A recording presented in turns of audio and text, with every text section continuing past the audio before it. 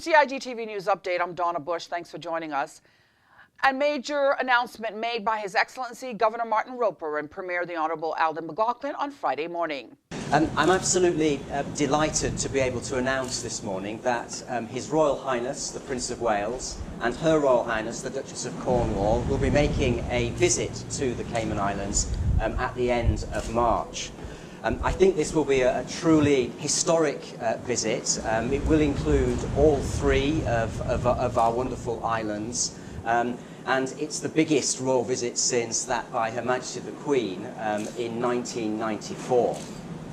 A huge amount of detailed planning has been going on already in recent weeks, and I'm very grateful to the Honourable Premier and all the people in the departments and ministries who've been working hard on the programme, and also my excellent team in the Governor's Office who've done so much work already.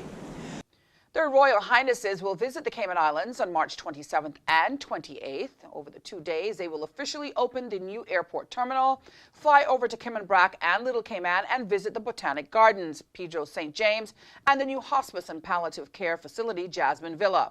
Now, the visit is being led by the Governor's Office, and announcements will be made at a later date as to which events will be open to the public. You can watch the entire press conference here on CIGTV immediately after your CIGTV News Update this evening at 6:10 p.m.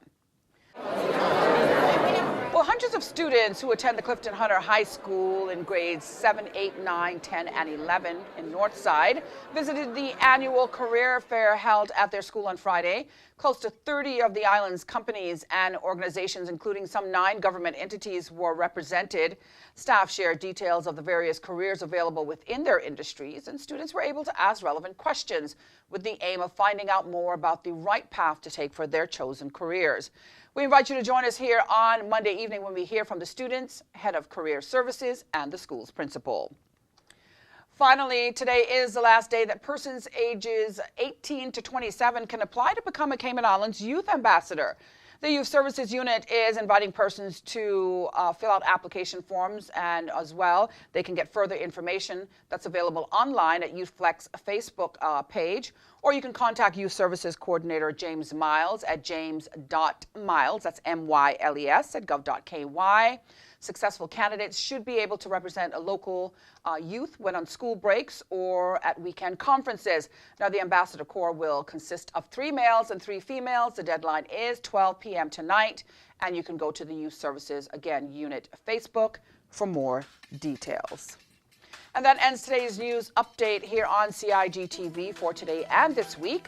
I'm Donna Bush, as always, thanking you for joining us. I hope you'll do the same again on Monday. Until then, have a safe and wonderful weekend. Bye-bye for now.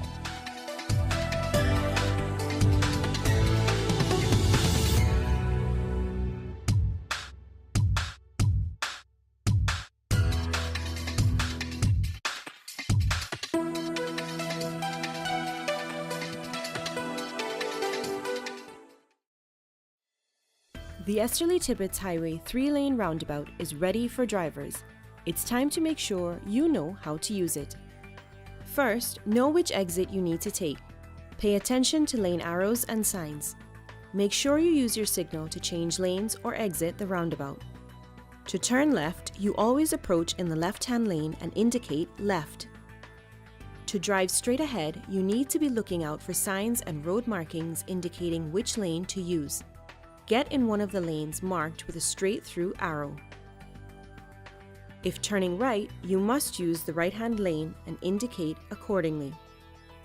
To use the roundabout safely, remember these 3 tips. Know your exit, pick your lane, and signal to make your turn.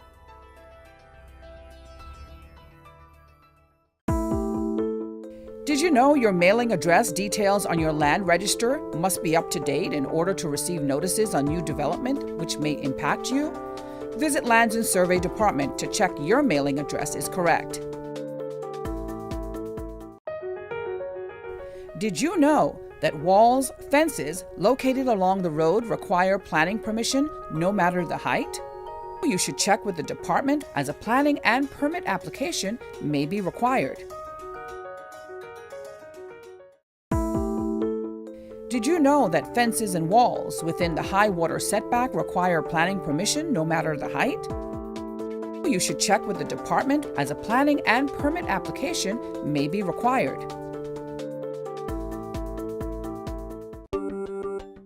Did you know that a trellis structure requires planning permission? You should check with the department as a planning and permit application may be required. Did you know that a deck more than 6 inches above finished grade requires planning permission? Did you know you should check with the department as a planning and permit application may be required? Did you know that planning permission is required for a sign? Did you know you should check with the department as a planning and permit application may be required?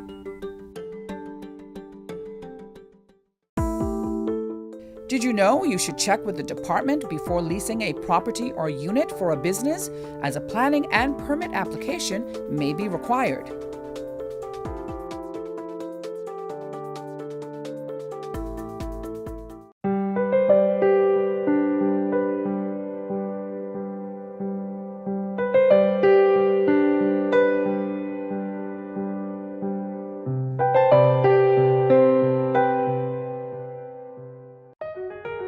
Did you know that planning permission is required for a shed? Did you know you should check with the department as a planning... Boating, fishing, and water sports in the Cayman Islands are great, but keep a cool head. Here are 7 tips for fun and safe sea outings. Number 1. Use a checklist to plan your outing. Check the weather forecast, make a float plan, and share it with someone who is remaining on land, stating where you're going, with whom, and when you're expected to return. Visit your nearest marine supply store to get your safety gear. This includes signaling mirrors, whistles, and a flare kit.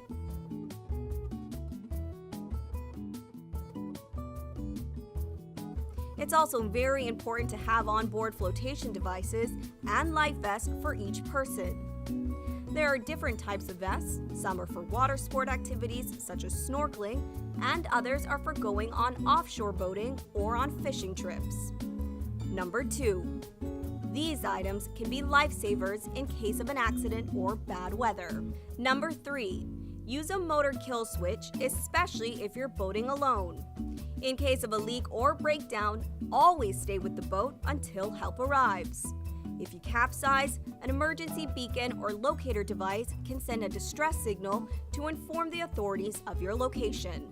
Larger flares will indicate distress to a boat, airplane, or search and rescue officials. Number 4. In addition to sunscreen, food, and beverages, it would be smart to have a cell phone. Make sure your marine radio works. Cayman boaters use Channel 16 to communicate. Number 5. Also, don't forget your anchor and sufficient rope. Number 6. Boat operators should be familiar with the local waters and reefs, as well as the capabilities and functions of the vessels they are using. Always obey the rules of the sea and the marine environment, and have courtesy for others. Number 7. Alcohol and salt water do not mix, especially if you're the captain. Some useful contact numbers are 911. The RCIPS Marine Base is 649-7710, and the Port Authority is 949-2055. Smooth sailing, all!